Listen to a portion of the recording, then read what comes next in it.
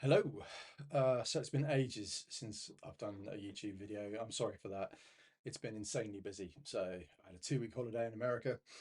Uh, as I finished my job at Sandhurst, then well, it wasn't a holiday. I'll be specific. I went out to LA to do some interviews uh, about PTSD for Novus Festival survivors and some of the work that a psychologist called Dr. Orly Peter is doing out there. And hopefully there'll be an article about that in the Jewish Chronicle in the next few days.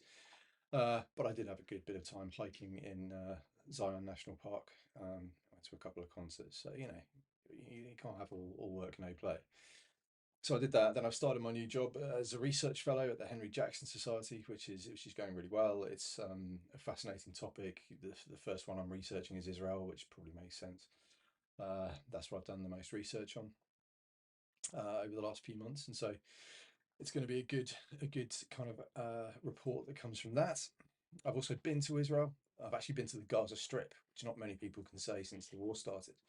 And I've seen what the IDF are doing there firsthand, and I've written about that, and I'm going to write about it more. So I won't burn my good material here, although I'll probably talk about it a bit later down the line once the articles are out. But enough about me. I wanted to talk about uh, Iran and Israel and the shenanigans that are going on over the last sort of 24, 48 hours and beyond. So, first of all, we've got the appalling strike on a playground, well, a football pitch in the Golan, where 12 children from the Druze Arab community were killed by a drone sent in by Hezbollah. And if you want to know who Hezbollah are, on my Substack, I've done an extensive breakdown of who they are, where they came from. But in very, very short, they're a group uh, of Lebanese, so not Palestinian refugees or anything like that. They're a Lebanese group, and they were set up in the 80s to essentially stop Israeli incursions into Lebanon after a series of wars starting in 78, then 82 through to 85, then the 2006 Second Lebanon War. This has been going on for quite some time. Uh, but the most recent iteration of this conflict started just on or around 7th of October when Hezbollah saw what was happening down in Gaza with Hamas breaching into Egypt and into Israel, and committing a vast number of atrocities there. Well, you all know the story of 7th of October. Um, but they took the opportunity after that to launch a ton of missiles into northern Israel. Now, Israel's deterrent strategy completely failed. We had the Lebanon War, the second one in 2006. We had UN Resolution 1701 came up off the back of that.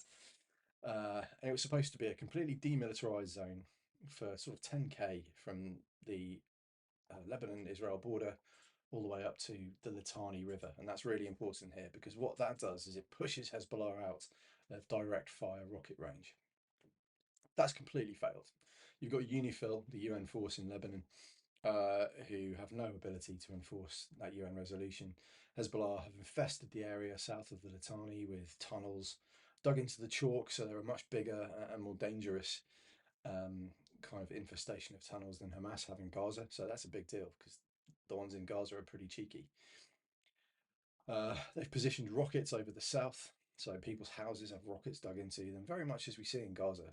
They dig into the corner of the foundations, pre-pointed, pre-aimed into Israel. And what that means is these are really tricky to track down. We know Hezbollah 150,000 odd rockets before this war started, and they fired off a good 7,000 or so of those so far. So they've still got a pretty big reserve, and this is a huge problem for Israel because if they can't find and destroy all the rockets, if they launch any kind of ground invasion, then that means Hezbollah can return fire, potentially overwhelm the Iron Dome with that number of rockets, and then you're in real trouble if you're Israel because you've got Tel Aviv burning, which is clearly the worst possible outcome. But following that strike where the drone killed the children playing football, Israel, of course, have had to retaliate. No country in the world would sit back and expect their government to do nothing or not to escalate when this sort of stuff happens. And that brings me to one of the first things to talk about. There's a lot of narrative about how Israel are the ones escalating here, and it's bizarre. I don't understand it. How a country is supposed to sustain a massacre of 1,200 of their population have 60 to 70,000 of their citizens displaced from the north of the country by Hezbollah rockets. And yet, when they respond, apparently they're the ones escalating. Uh, it's either a not serious argument made by an idiot, or it's a disingenuous argument made by someone who's talking to you in bad faith. It's one of those two things. You know, there is no planet on which Israel is the side doing the escalation here. So the retaliation over the last 24 to 48 hours, then let's talk about that. So the first one was in Lebanon, and they conducted an airstrike on an apartment building containing Hezbollah's number two. Big deal. It's believed that he's the one that ordered and orchestrated the strike on the playground. So this is direct retribution for that. Secondly, they then struck in Iran itself. So Hamas's political leaders are very separate to their military leadership. The leader on the ground in Gaza is Sinwar. He's been there underground since the start. He's the one that's really directing everything that's happening on the Hamas side in Gaza. His number two, Dave, was killed just a few weeks ago, allegedly, but we can pretty much safely say that he was. So Sinwar's the ground commander, but you've also got the political leadership who've been living in Doha in luxury for the entirety of this operation. Um, Admittedly, possibly even at Israel's behest and America's behest, you know, to keep the political side of Hamas there. So at least they've got somebody to talk to, because they certainly can't talk to Sinwar. But whilst they're in Qatar, Israel can't touch them. They're never going to strike in Doha or in Qatar generally. Qatar have played a very clever game, whilst being a big, you know, poisonous spider sat in the middle of a web in the Middle East, playing both sides. So funding terrorism, putting money into extremist mosques in Europe, financially subverting our institutions by buying them up, throwing money at our universities. They also position themselves as negotiators for the Middle East. They've written that into their constitution that they're a negotiating country, because they know they're sat on a big gas field and the other half is Iranian. And the last thing they want to do is have Iran start tapping that oil.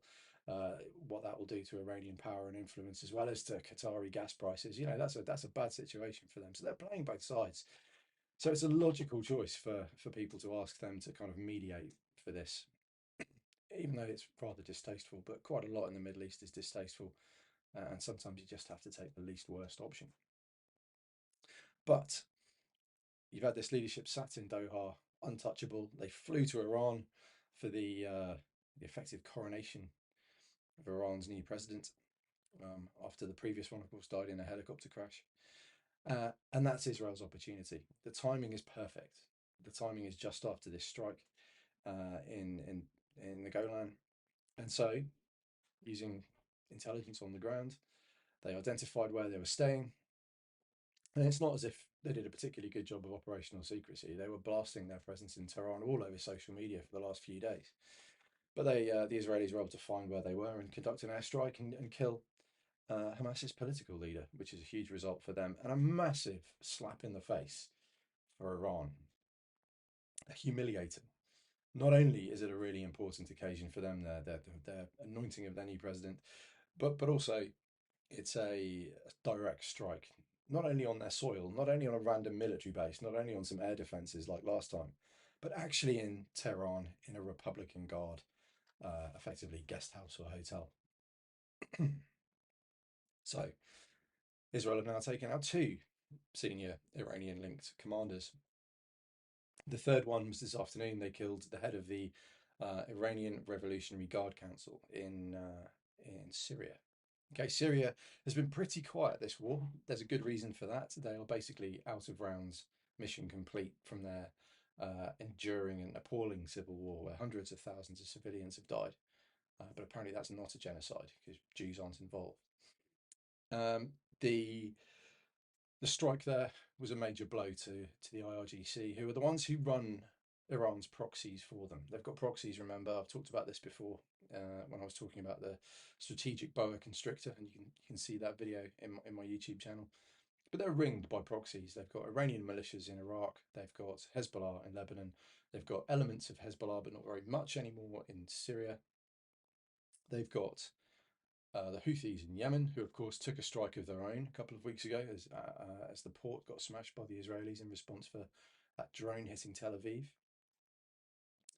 And then you've got their allies in Hamas in Gaza. So Israel's surrounded by these enemies, all of them run by Iran through the IRGC. Hamas, not so much, just to be clear, they're an ally, not a proxy, but everyone else is a directly funded and armed proxy of Iran. And so, if we think about it, what's happened in the last 24 hours is they've killed Hamas's key leader, they've taken out Hezbollah's number two, and they've taken out the Iranian Revolutionary Guard Council's main orchestrator in Syria. These are all big deals. This is Israel sending a message to the world that A, what happened in the Golan is completely unacceptable and they won't settle for it. Secondly, they're saying, Iran, we know it's you. We know it's you. No, everyone knows it's you. And we are going to sort of reach out and touch you and prove to you that you are not safe in your own capital city. Okay, I don't think this is a strategy necessarily. People have said it's a reinstitution of Israel's deterrent strategy, and I don't think it is, because otherwise, if Iran were deterred, then Hezbollah would put down their arms. They wouldn't think about continuing these rocket attacks into Israel, and that may happen, but I doubt it. And I'd expect to see that continual drumbeat of rockets into northern Israel until such time as a ceasefire is found, or until such time as Israel launches a ground invasion to deal with the problem themselves. But what next? What's Iran going to do? It's an insult to them. It's a bad day on the PR front. It's a humiliation on the international scale. And really, their options are pretty limited, actually, because in terms of what they can do to escalate, we saw in April they tried to launch 500 rockets, missiles, drones all the way into Israel, and it achieved very little. I think one rocket out of all of those 500 fired weren't either shot down or failed. One of them hit their target, and I think someone was killed on an airbase, if I remember correctly. But it was a disastrous attempt on Iran's part. Not only that, but they also managed to bring the West in on Israel's side at a time in April when you remember that the shrieking about imaginary genocides was pretty loud at that point. So for Iran to act so foolishly as to bring in the West is a really big fail. So what can they do? We know that the rocket attacks don't work. We know that Iran versus Israel in a straight up toe-to-toe fight is only ever going one way. Iran's army is not strong. Iran's air force is not strong. Israel's is both of those things. Launching any sort of ground attack, it's not going to happen. Not only because of geography and what's in between Israel and Iran. It's a non-starter trying to do airstrikes. They might try another rocket attack. I mean, good luck with that. It didn't work last time. And if Iran really wants to bring the West in again on Israel's side and potentially then stay there, then that's entirely for them. But it would be a very foolish move in my book. Can the proxies escalate? Potentially. But if they escalate too much, once again, you're going to see the West weighing in. We've already had NATO shipping in the Red Sea to try and interdict the Houthis. They didn't do a great deal but defensive work. Israel are the only ones who've done really offensive stuff. We've done a few airstrikes, but nothing on the scale the Israelis did. Potentially if Iran poke too hard, then the West's going to do similar. So that's something they've got to be very careful about. Are they going to escalate the rocket fire? Potentially. Potentially they could try and overwhelm Iron Dome from Hezbollah positions in Lebanon, but that would be a big shout. And again, you'd probably get the West weighing in once more. So when Iran talk big about retribution and payback, as I see it, their options are pretty limited right now. I think Israel's alliances hold strong. I think as operations in Gaza wind down, it becomes a little bit more politically acceptable to assist the Israelis. Notwithstanding our new Labour government, who pretty much decided to take the Corbyn approach to Israel. In case any of my Jewish followers are surprised, what did you think was going to happen? This is the same party that elected Jeremy Corbyn, and I can't see a difference between what Keir Starmer's government has done and what Jeremy Corbyn's would have done. Let alone, apart from the fact they haven't recognised the state of Palestine yet, but I suspect that's probably on the horizon fairly soon. So yeah, but for the most part, Israel's allies are standing strong, especially if Iran escalates. I think we can see a change in political rhetoric as well as continued military cooperation. So pretty much a good 48 hours for Israel. It's not a strategy, it's reactive, but it sends a very clear message. And also, it exposes Iranian weakness. With their proxies, they've sort of shot their bolt. They don't have a great deal left in their locker. So I'm not expecting huge amounts of escalation from this. Of course, I might be wrong, and in 48 hours' time, I might be making a YouTube video to say sorry. But that's the game of the analyst, and at least I've shown you my workings and told you why I think that's not the case. Um, and yeah, if I've missed something, please let me know in the replies. Uh, so I'm going to drop my socials as I always do. I've got my Substack. This is now a bestseller, which I'm delighted with. Thank you to everyone that subscribed to that if you're watching this. And then, of course, there's the old Twitter X account where all this social media buffoonery began. Hopefully that sort of 15-minute video has made up for my absence for the last few weeks. I do apologise. I'll try and be more regular in future. But thank you for watching. Please do like and subscribe if you enjoyed this content, and I'll speak to you again soon. Thanks very much.